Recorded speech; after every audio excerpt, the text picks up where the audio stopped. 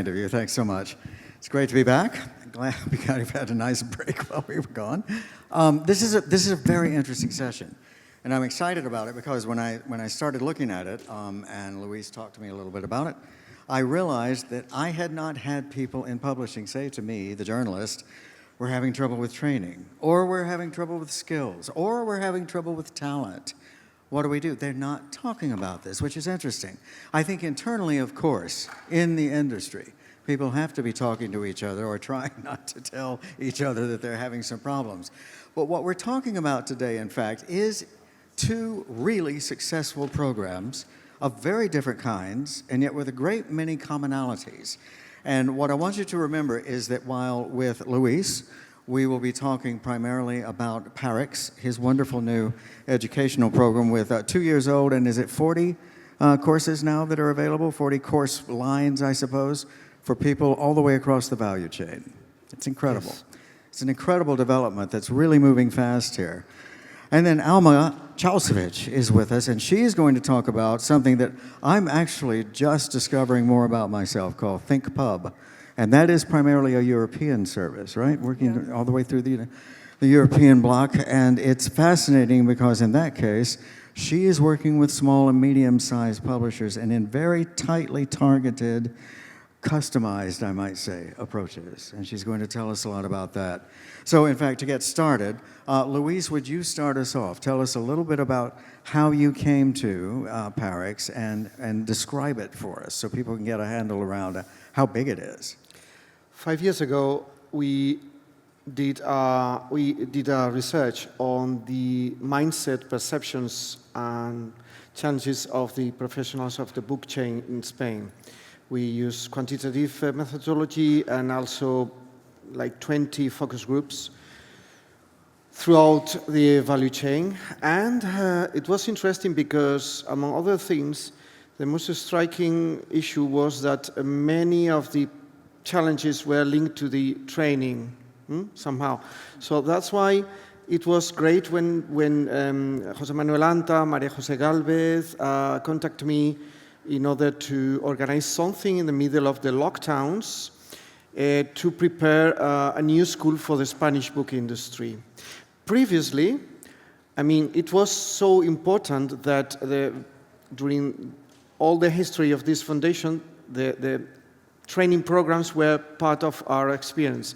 And recently, from 1981, and recently we had, let's call it pilot project, SIDT, with Alma, with Rudiger, with Enrico, with a group of people from READMAGINE somehow, part of this community also, and we learned a lot. We learned how the training experience is changing and how you are going to make a lot of mistakes if you don't understand what the people really need and how they need to be trained. So the experience in terms of UX, whatever you want to call it, is very important. So then we mixed this experience with all the working sessions with different associations about the skills they were feeling that were lacking in the publishing industry.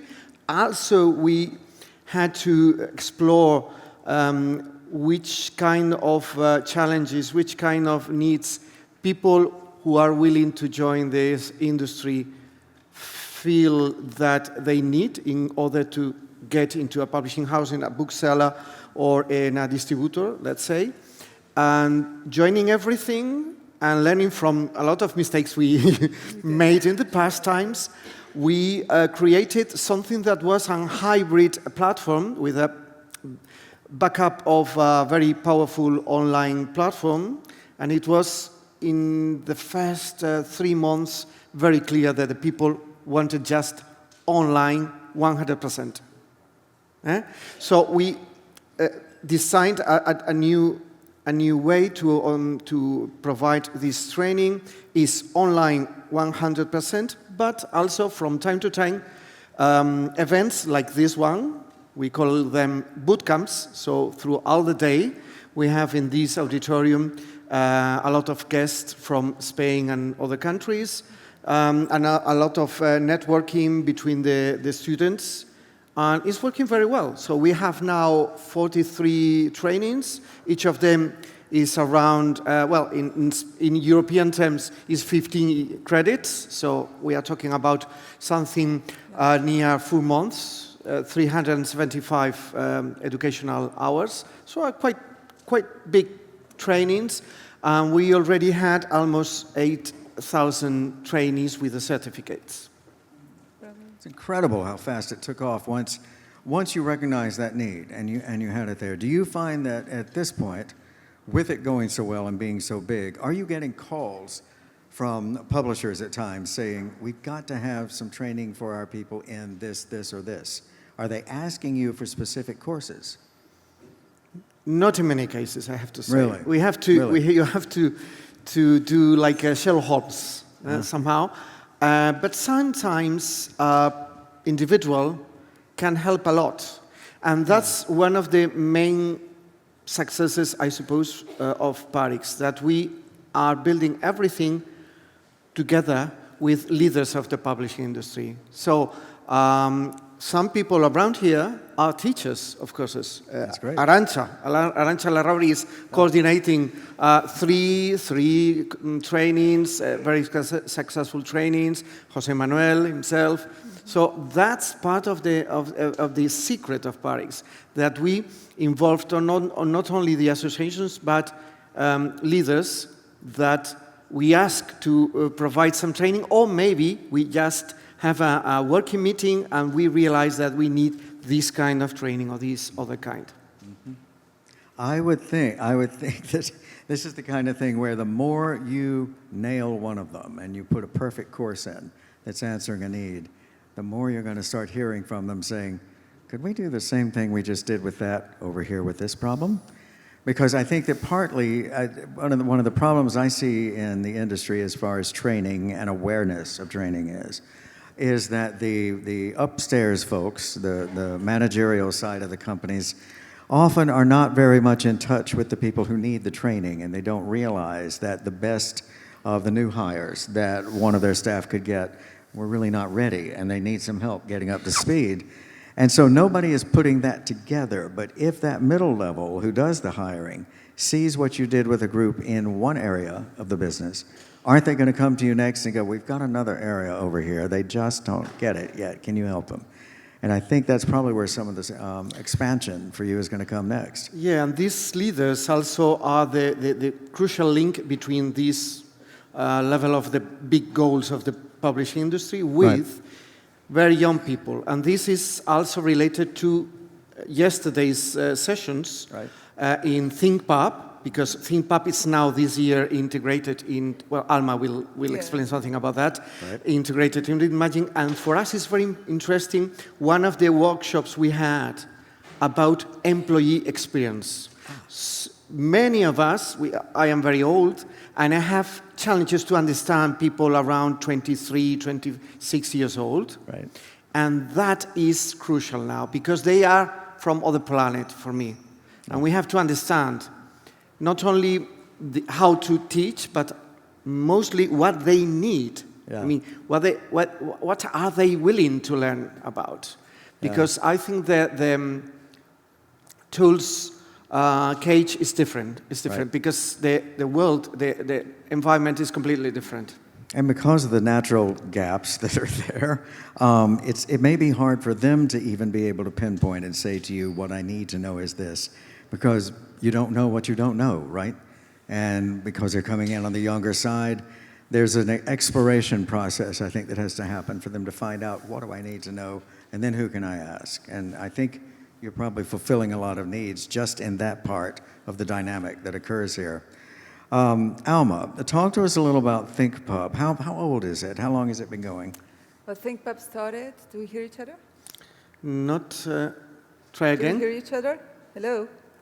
I hear you. Now. Oh, you can Oh, hear they've got you, yeah. Yeah, so ThinkPub started like a year ago, but like Luc said, we started 5 years ago thinking about making not so much of a training, but of a community that we need to build. So it came out of a not us as Beletrina making the project, but us making a project all together. And this is where we thought about European Union. It is something that should be of a greater initiative and should be subjected to a greater support in this sense, like, for example, READMAGINE and what you are doing with other initiatives.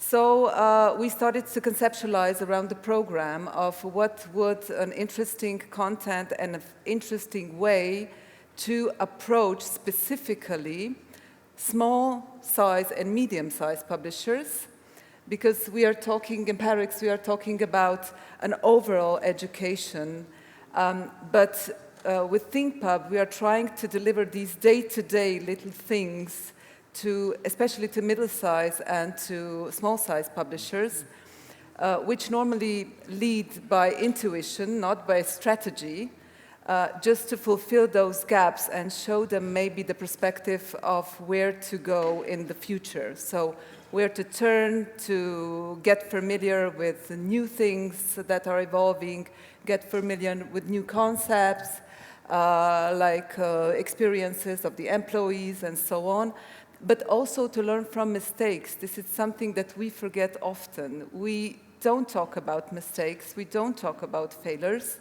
We want to talk about successes, how well we did, and this is also one thing that we would like ThinkPub to emphasize, so presenting case studies not only of success, but also of trial and errors. Like Louis said, we also had to learn, and we need to be proud that we already did, and we did mistakes, and we need to speak about them upfrontly. Yeah. I think you're absolutely right. You know, Anna Lemp was talking from Hachette a couple of sessions ago about how important it is to remember that innovation is failure.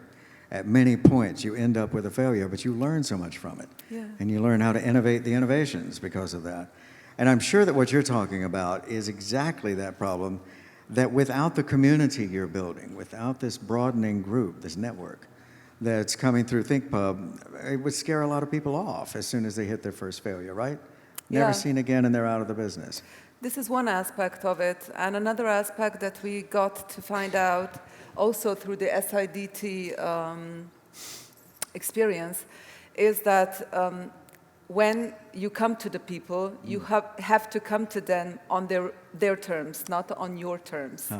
This is also something that I think will be very interesting in the ThinkPub platform, as we now have finished with the curriculum. So it has been a year now working on the curriculum. Right. We have drafted the important themes which go from the traditional reading and translation to marketing innovation, managerial innovation, which is very important. So how to think about business and what business we are actually in. This is also an important question. To the evolving and emerging technologies that we have, which we are not really familiar with of how to use or how many of it to use, and so on.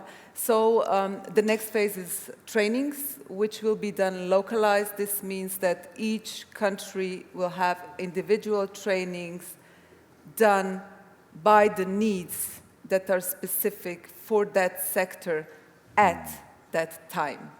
Very So both nice. things. It really is customized. It really is actually being developed. Hopefully we will do our best with the help of the Yeah, community. no, I think this is fascinating. And it helps me understand something that Luis has been saying, and when we've been talking before our session.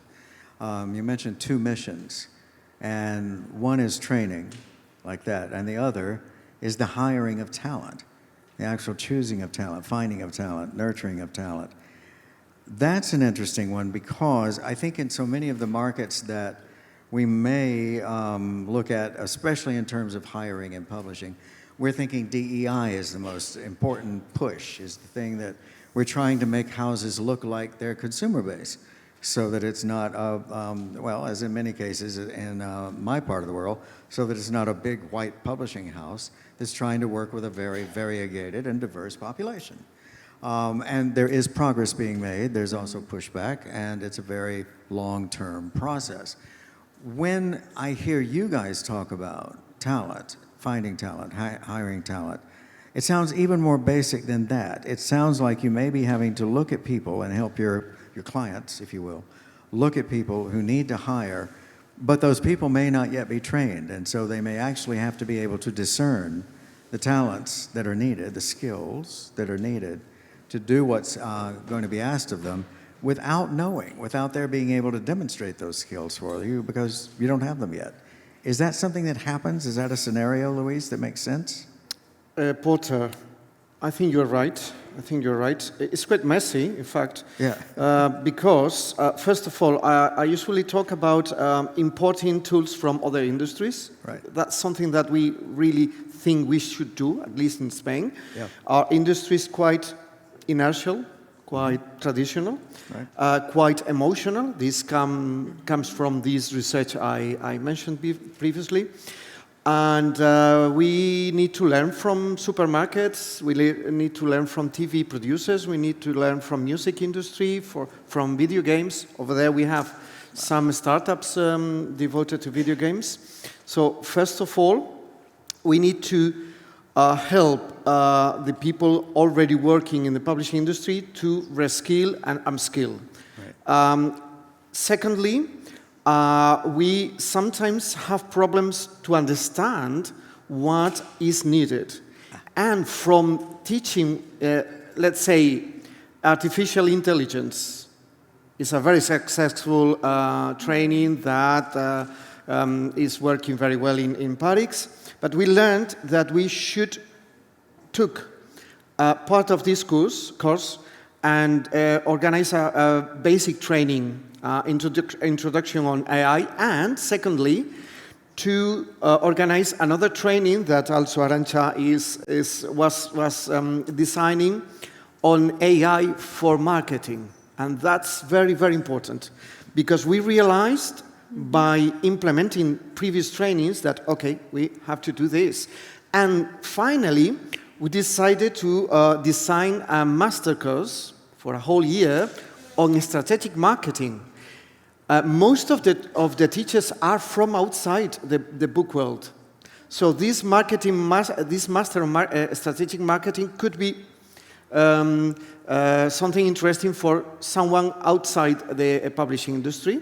But we think that we are learning by implementing the trainings, and we are learning by speaking with the people also, speaking to the people about they think they need, and the young people, most of all.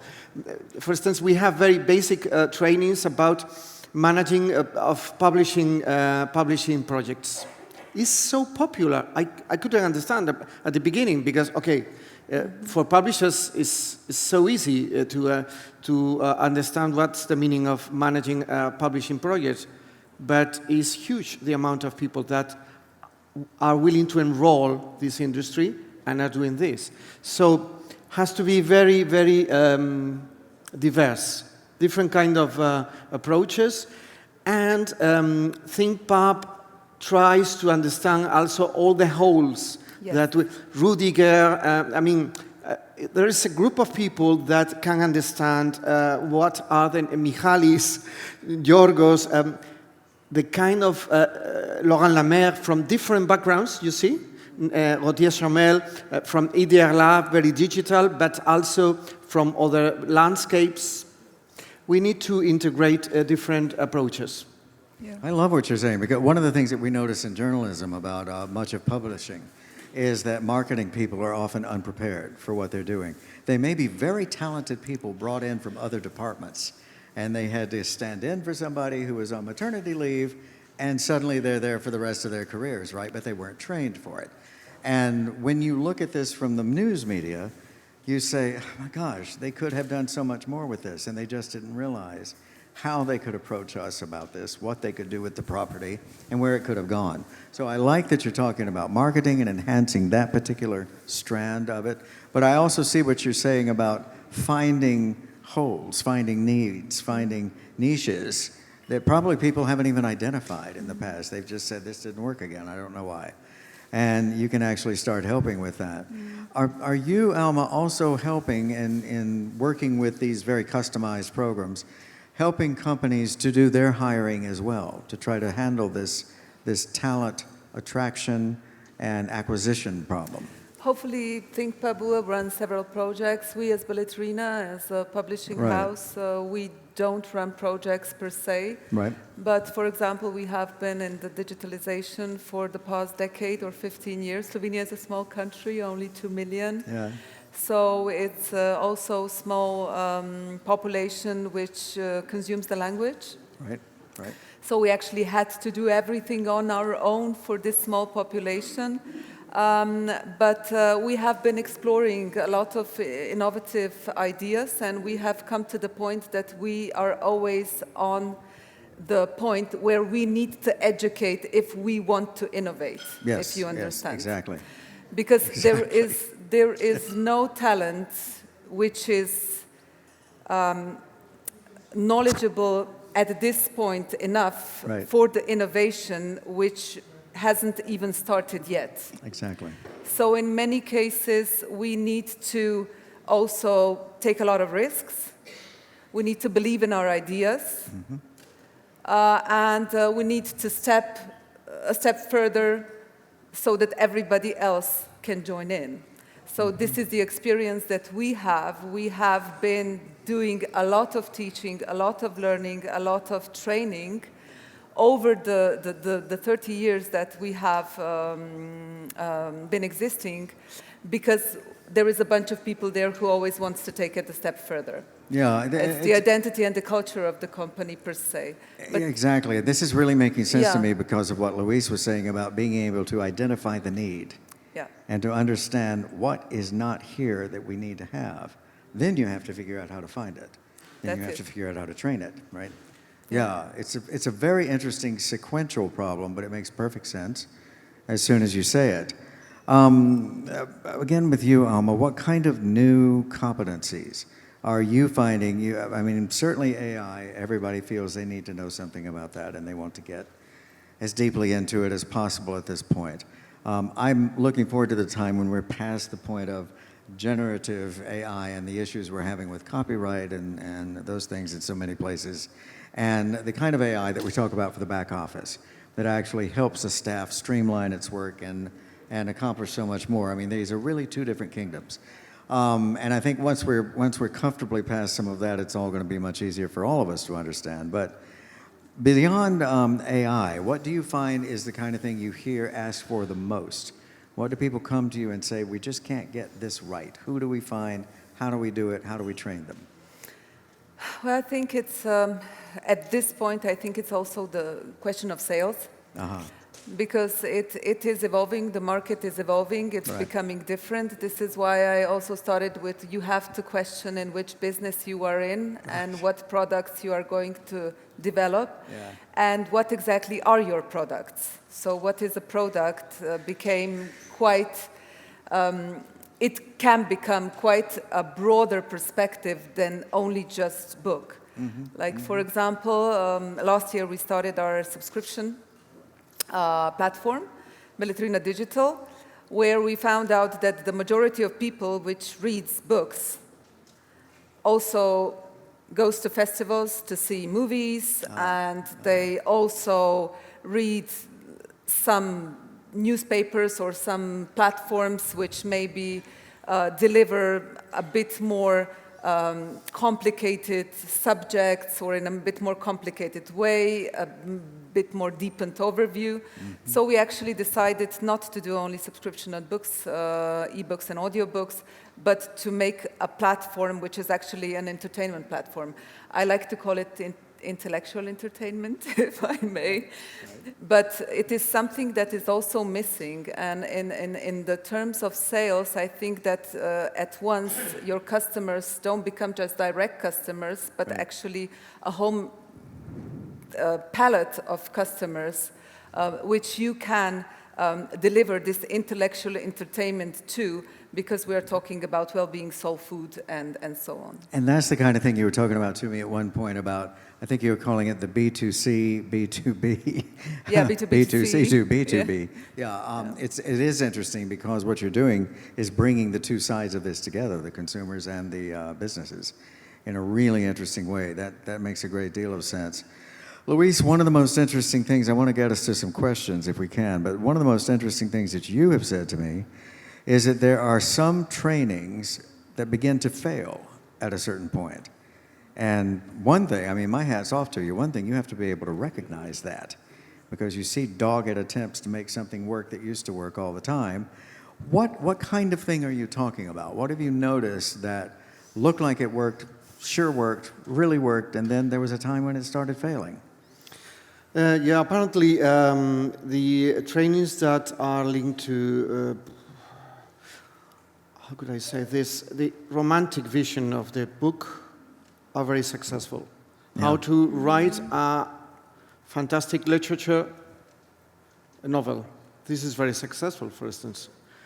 But I was convinced, I still am, convinced that analytical accountability is so important for the publishing industry. And I think that maybe we will be, with problems to have more than few trainees. Maybe I am mistaken, because we are starting now this training. Or, for instance, data. Data, I think, is one of the keys. I would like to have 4 different trainings on data. Data for this, for that.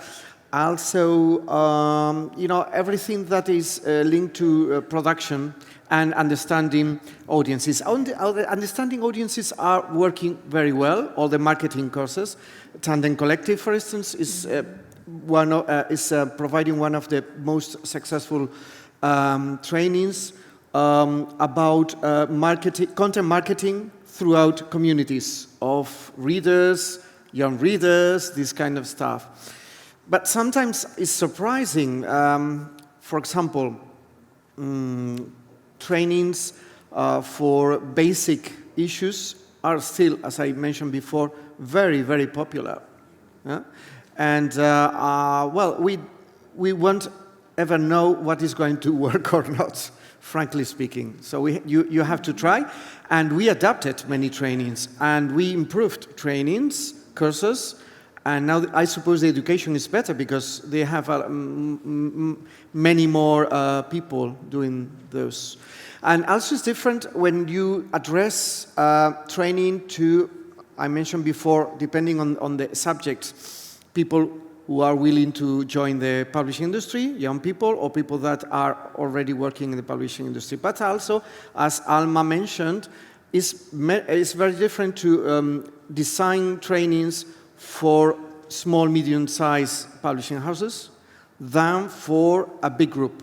We are lucky enough to have the engagement. I don't know if Marta is around here, but a SHET group, Group Anaya, is really engaged with PARIX, and for us that is a treasure because so we can understand the kind of needs these settled, innovative, powerful groups may have, which could be like advanced indicator for the rest of the book industry.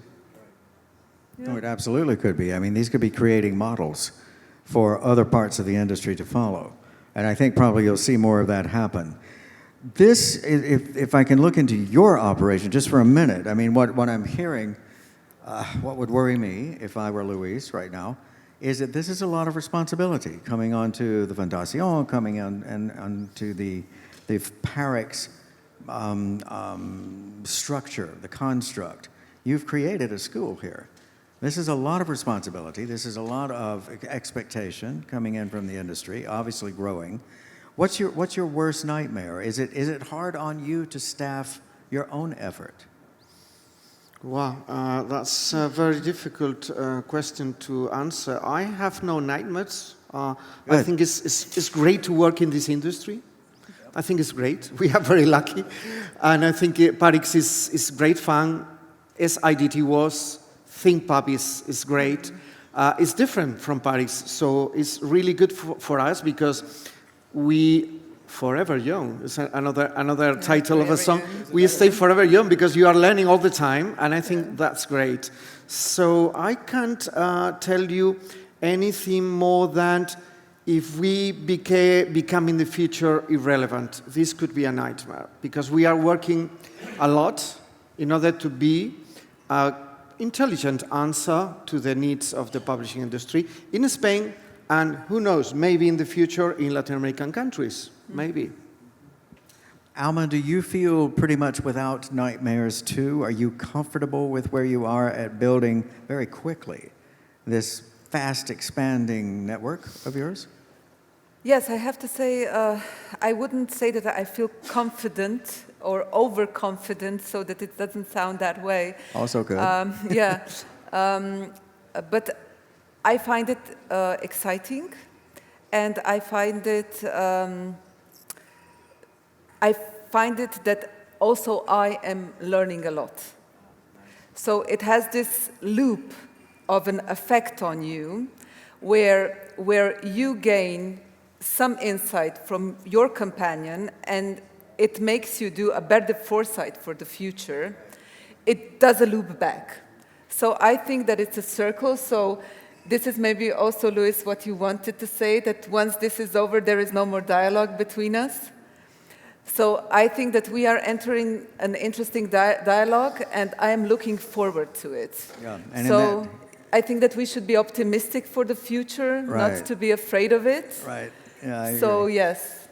No, and I think that in what you're talking about right now, you're developing your own talents, both of you are, for spotting these needs as you grow, as you evolve, as you see things that worked in this place and now work in another place. I think that's very exciting. Does someone have a question here? We have just a couple of minutes left, and we'd love to hear from you if there's something you'd like to ask our group here, our two people here. I think this is intriguing. It's really interesting to see this kind of training happening. So organic, you know? Are we hungry? Who's out there? Anybody? Fine. Oh, you're all out there. I can see you now if I get the light out of my eyes. Lastly then, all right, let's just do one last quick question for both of you. What would you like to see of ThinkPub a year from now? Where do you want it to be? Well, I think that we will be implementing trainings. I would like people to join in, check the webpage, thinkpub.eu. I would be very, very humbly satisfied, and my heart would be singing if people would join in and share their thoughts, ideas, and also join in any possible way you think could fit the concept. I would say that more networking is something that will be very, or even more important for the future. So if this will be one plus of ThinkPub, so that we will meet more often, not only us, but also on local levels. We don't Nice. meet enough on local levels. Right. So if we will have the chances that through ThinkPub gatherings we will meet more, we will maybe for sure discuss more some things. This will be a very, very good thing and a positive output, even in the aspect of the Federation of European Publishers, so FAP, and so on. So Right. if we will be able to align in this sense, I think that this would be a very nice contribution. I like this. It sounds like a very practical and achievable look for a year forward. Yeah. I think this sounds great. Luis, where do you want to be in a year with your project? I think that I always agree with Alma, always. So Javier Fierro and myself, we are working in the idea of community networking of alumni for the next months, and I think this will be wonderful. I hope so. Also, I have a kind of a feeling that when you design a catalog of trainings, you become like a publisher, because you have your catalog. And the name of Parix is the surname of a German bloke that printed the first books in Spain back in 1472. In Segovia. In Segovia, of course. Don't tell anyone about the secret society. Yeah, talking about that, the character, the figure that is not remembered is the publisher, who was the Bishop of Segovia, Ares de Avila. I know that you have been visiting his father's tomb some years ago. Yes, And exactly. I think that we are like publishers. When we discuss together in ThinkPub about the curriculum, we are choosing the kind of trainings that we strongly believe that are needed. Right. And in Paris, I think that we will have more, around 50 trainings or 50 something. And I hope that when someone from Colombia looks to the catalog, would say, okay, this is good. Fantastic, yeah. No, this is good. And I think at the speed you're moving, that can be done in a year too. I think these are very realistic visions. I like hearing that. Thank you both, Luis and Thanks. Alma. This has been a wonderful conversation. Thank you all for your interest and for your time with us. Thanks. Have a good day.